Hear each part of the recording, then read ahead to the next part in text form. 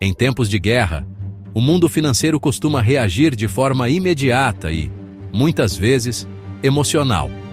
Com o acirramento do conflito entre Irã e Israel, os mercados globais voltaram a um estado de alerta, e um dos ativos que mais chamou atenção foi o Bitcoin. O preço da criptomoeda passou por uma volatilidade intensa nos últimos dias, refletindo o temor de uma escalada internacional. Mas por que o Bitcoin se move tanto nesses momentos? E, mais importante, isso é algo ruim? Ou pode ser uma oportunidade? Antes de qualquer coisa, é preciso entender que o Bitcoin nasceu justamente para momentos como este. Ele foi criado durante a crise financeira de 2008 como uma resposta à desconfiança no sistema bancário tradicional, e seu objetivo principal é funcionar como uma reserva de valor descentralizada, à prova de censura e imune às decisões políticas de governos e bancos centrais. Por isso, toda vez que o mundo balança, seja por guerras, crises bancárias ou colapsos cambiais, o Bitcoin volta ao centro do debate. Nos últimos dias, com os ataques israelenses às instalações iranianas e a retaliação em massa de Teherã, os investidores institucionais entraram em modo de proteção. A cotação do Bitcoin chegou a saltar quase 9% em menos de 24 horas após o ataque ao Hospital Soroka, que elevou o medo de um conflito mais amplo no Oriente Médio. O motivo? O medo do colapso. Quando o petróleo dispara, como ocorreu após os bombardeios, os mercados emergentes sofrem. Moedas locais se desvalorizam, bolsas caem e os investidores fogem para ativos considerados seguros. Em tese, isso incluiria ouro, dólar, mas também o Bitcoin, que vem conquistando aos poucos o status de ativo antifrágil. A teoria por trás disso vem da chamada hipótese da reserva de valor. Segundo esse conceito, ativos que mantêm ou aumentam seu poder de compra ao longo do tempo, mesmo sob estresse sistêmico, são valiosos para a proteção de patrimônio. O Bitcoin, ao ser limitado a 21 milhões de unidades e descentralizado, se encaixa nessa lógica. No entanto, é importante dizer que essa reserva de valor ainda não é consolidada para todos os investidores. Muitos ainda enxergam o Bitcoin como um ativo especulativo, altamente sensível ao sentimento de mercado. Por isso, apesar da alta recente, o preço do BTC também pode cair fortemente caso o conflito escale a ponto de provocar uma recessão global, ou se os bancos centrais precisarem intervir com juros mais altos. Em outras palavras, o Bitcoin responde rápido, mas de forma volátil. A teoria da narrativa de refúgio nos ajuda a entender melhor isso.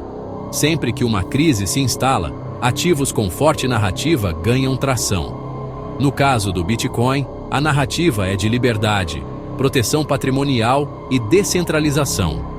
Isso cria ciclos de compra por medo que elevam o preço, mesmo que o fundamento técnico não tenha mudado.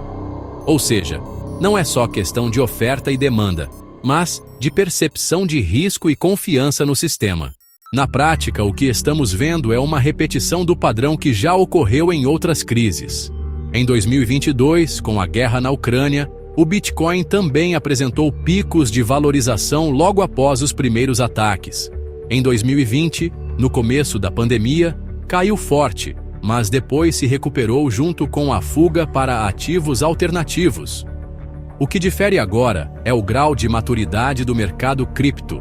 Com ETFs aprovados nos Estados Unidos, players institucionais mais presentes e empresas listadas com Bitcoin em caixa, como a MicroStrategy e até a Tesla, os movimentos são maiores, mais rápidos e mais observados. Isso significa que, em cenários de conflito como o atual, o Bitcoin pode atuar como um termômetro emocional do mercado global.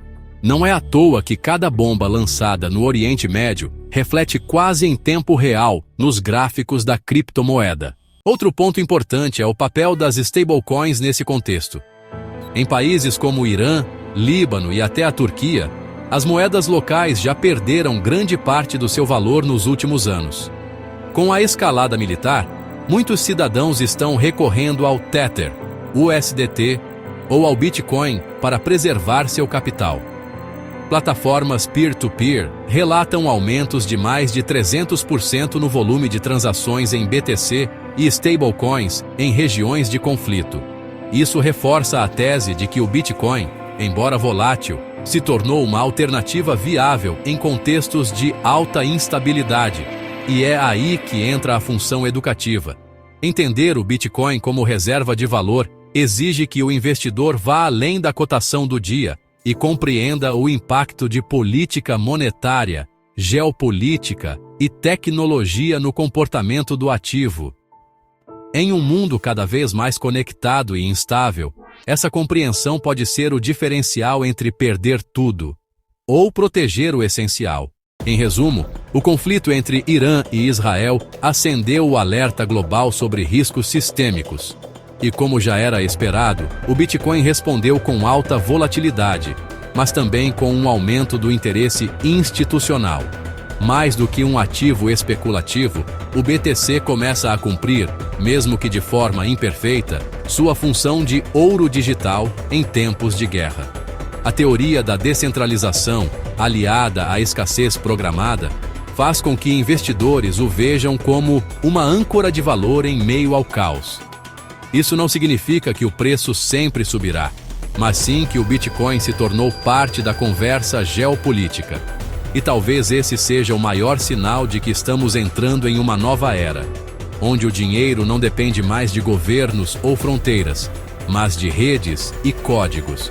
E se você quiser saber como se posicionar nesse cenário de incertezas e oportunidades, o próximo episódio vai ser essencial. Vamos trazer estratégias práticas para iniciantes que querem investir com segurança, usando corretoras confiáveis e métodos descentralizados como P2P. Até lá!